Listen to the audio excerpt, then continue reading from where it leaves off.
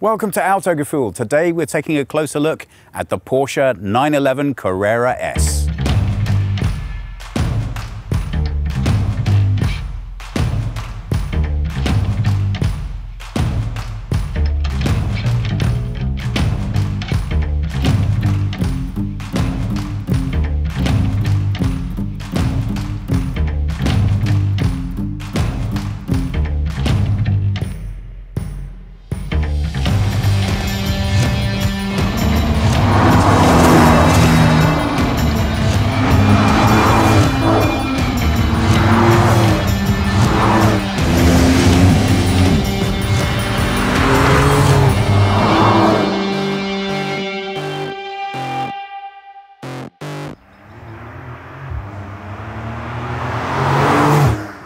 The car is now 4.5 centimeters wider in both the front and back. That's about that much. And it really does add to the visual presence of the car. It looks more aggressive than the predecessor, and a lot of the styling changes have added to that. Look at this angularity that we now have that wasn't there. I think things were a lot rounder before. A lot of crispness has come back into this design, a lot more horizontal design elements, and overall a lot more aggressive in terms of the styling.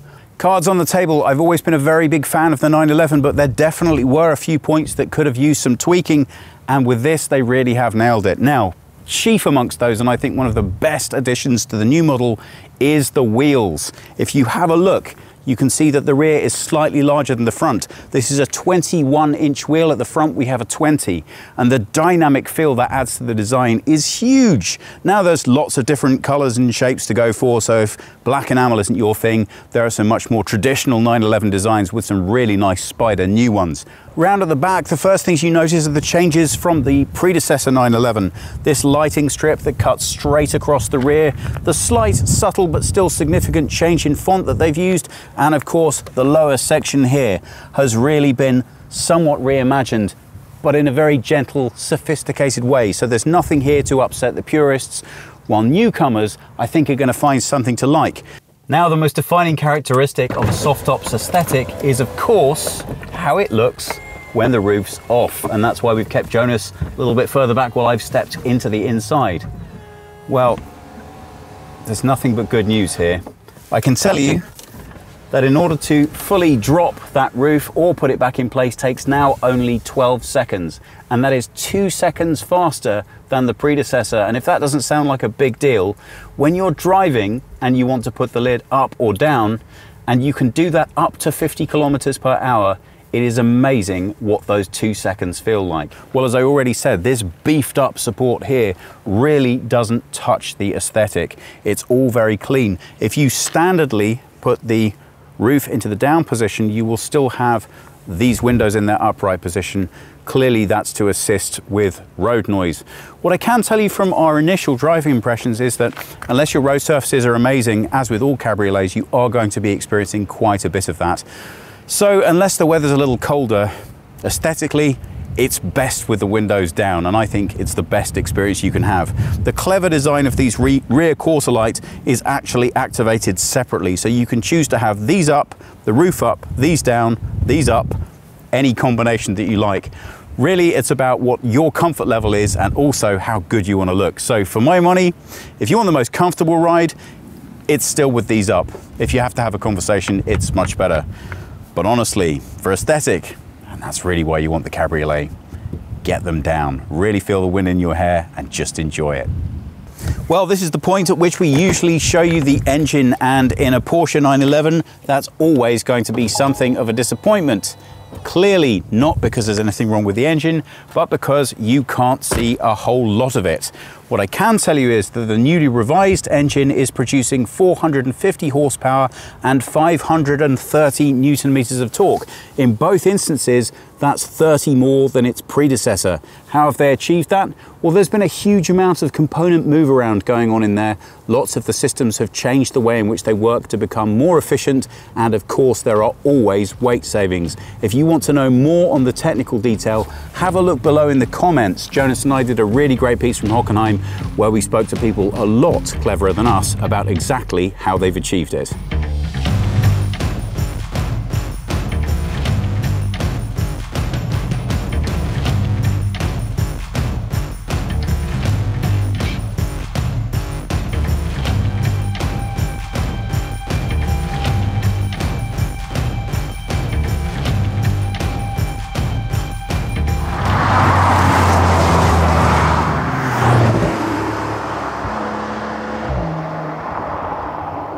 We're going to take a look around the interior now, and we're going to do that with the roof down to give us the opportunity to show you an extra perspective. But don't worry, we're also going to show you a lot more with the roof up later on when we're driving. But for now, this is the entry key, so will look very familiar to regular fans of Porsche. And as we have mentioned on more than one occasion, we have a new handle design. Well, it looks fantastic and it is responsive, but its use, well, there you can see what it looks like when it's sitting slightly proud. And after around about 30 seconds, it will disappear straight back into the housing. Well, the sun's come out again now, and we're not quite finished with the interior, which seems like an excellent opportunity to show you how putting the roof up looks from the inside of the car. Well, again, this is just a 12-second operation, so it really is absurdly simple, effortless, and very functional. As you can see, all of the windows come up to match the roof. We're going to talk about this more during the driving scenes, but it's a lot easier to be able to show you some of these details while we are stationary. So, positives first. It is not easy bringing a fully digital display into a driving aesthetic like a 911, and I'm very happy with the job that Porsche have done here. There's loads of ability to change the displays to whatever it is that you want to be seeing, so you don't have to be stuck with only what it is that Porsche want you to look at.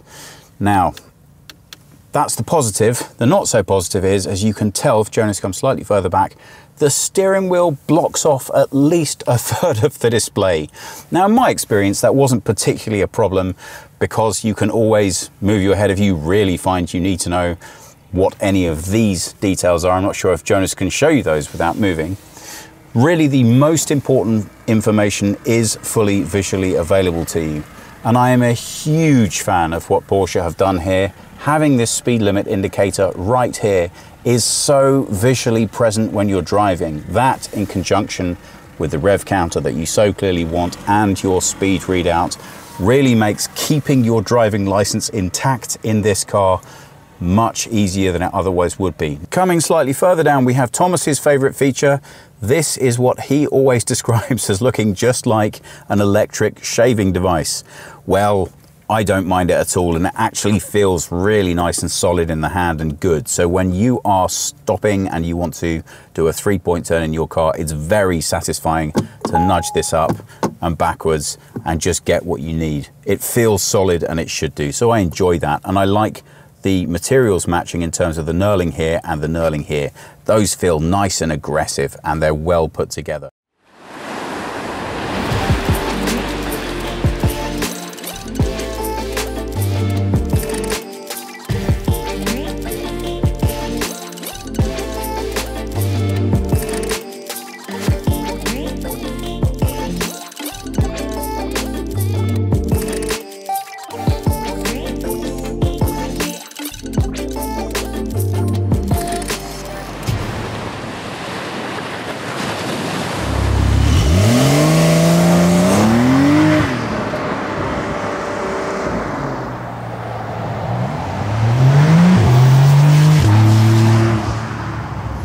Well, we're out taking our drive. It's just the early start of sunset and it's beautiful here. What I really wanted to show you is how practical and easy it is to open this roof while you're driving.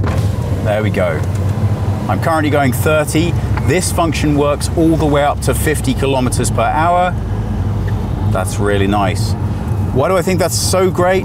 Well, think about it. Where are you most likely to be wanting to do that? My guess is when you're driving around town. You're not going to be going fast, but you can go up to 50, and then all of a sudden you're in a topless car. You don't have to have the loud noise of the sports exhaust. You don't have to have that throbbing power waiting to explode on you. You really can just poot around town in this car. Why do I care about pootering, you might be saying? It's a 911. I really want to see how it drives. I'm sure you do, but you are going to be spending a lot more time driving a car like this in environments that are a bit more built up and won't allow you the freedom. But what defines a 911 as a Porsche is the way it behaves when you tell it that you'd like to see a little bit more. Well, to give you that experience, we're going to start from standing and just see exactly what Sports Plus can deliver. Now, before we get to a point at which we can actively do that, I have to tell you that we have our chrono pack fitted on this car, which means we have various different driving modes. Chrono pack means you also get the Sports Plus. That makes the car a little bit looser, a little bit more ragged to drive, a lot more aggressive. So if you find that some of those controlling systems are just a little bit too inflexible for you and you really want to experience the power and the thrill of it, that's exactly what that's for. Once you start finding out what the car can deliver with the top off, it's very hard going back to having a roof.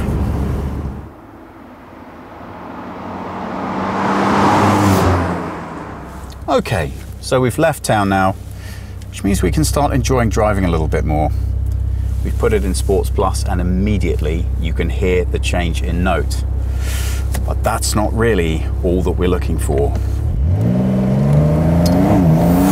Ooh. Feel that. And immediately we've gone straight from an average round town pottering machine to a raw beast. The handling is fabulous on this car. The 8-speed dual clutch is really superb. Yes, you get quick change paddles, so you can have all kinds of fun playing with the gearbox, but the automatic gearbox does such a wonderful job of giving you the power exactly when you need it. You really don't need to use them. Well, talking of handling, a lot of the changes that have been made on the new 911 make it feel much more responsive and aggressive.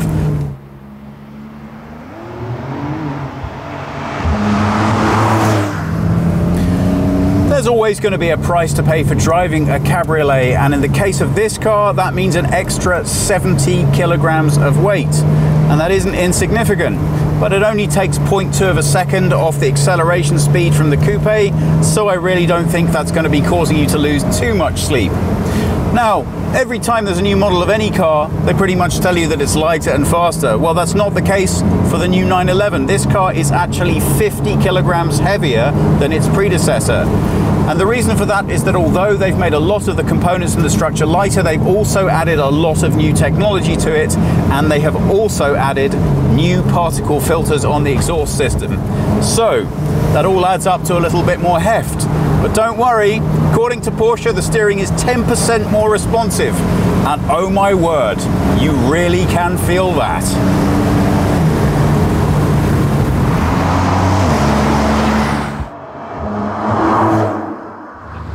As the sun sets here in Greece, that just about brings us to our end with our adventures with the Carrera 911S. So what do we think about it? Well, the main purpose of our task here today was to decide just what we thought about the Cabriolet. We already knew how much we liked the coupe, and we already knew just what a great job we thought Porsche had done with the new generation of the 911. So, full cards on the table. I am a big Cabriolet fan. Why? Well, I can't think of any reason for owning a car like this unless that reason is to have fun. And it's just more fun. The differentiation's simple for me. If what you want is a car that now and then you can take on the track, hands down, get the coupe, no discussion. It really is going to deliver the top sporting experience you can get from a 911. But if you're not going to see a track, and if most of your excursions in your car that really are going to bring joy to you are like this, even if where you live, it's only perfect sunshine 5 days of the year, for those 5 days, the huge grin that having a soft top puts on your face makes this absolutely essential. Overall, this car absolutely is an evolution for the 911. It's better in every single way than its predecessor. It's every bit as much fun to drive, but you really feel that less compromise is being brought to bear simply because you want to feel a little bit of wind through your hair. So that pretty much does it for us. If you have any comments or questions, please pop them below. Please subscribe, and we hope we'll see you again soon.